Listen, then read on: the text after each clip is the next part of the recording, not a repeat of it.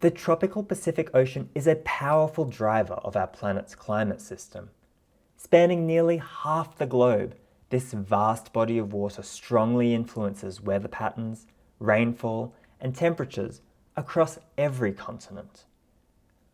On average, sea surface temperatures are colder near the poles and warmer in the tropics. Since the beginning of the 20th century, human-induced climate change has been warming the planet, and this warming is projected to increase into the future. However, this warming is not uniform in space and time. This visualization shows observed sea surface temperature anomalies in the tropical Pacific Ocean, which measures how much warmer or cooler the ocean surface is compared to its long-term average. Researchers compare observations with climate model outputs to understand these patterns. Climate models reproduce the Earth's climate by simulating complex processes in the atmosphere and oceans. Both models and observations agree that global sea surface temperatures are rising. However, the patterns of sea surface temperature warming in observations, as shown here, doesn't match the changes simulated by models over the most recent decades.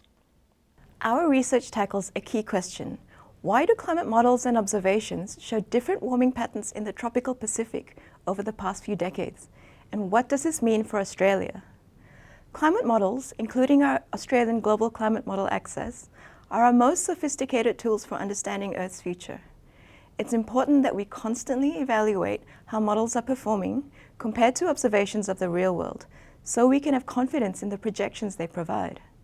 Since the 1980s, observations have shown that the western tropical Pacific near Australia is warming faster than the east near South America. But most climate models simulate a faster warming in the east compared to the west. This matters because each pattern can lead to very different regional rainfall projections. We experience the strong influence of the Pacific Ocean sea surface temperatures on year-to-year rainfall, droughts, and floods with the El Niño Southern Oscillation, or ENSO, one of the most powerful climate phenomena on Earth. The boxed area in this visualization shows one of the regions important for ENSO.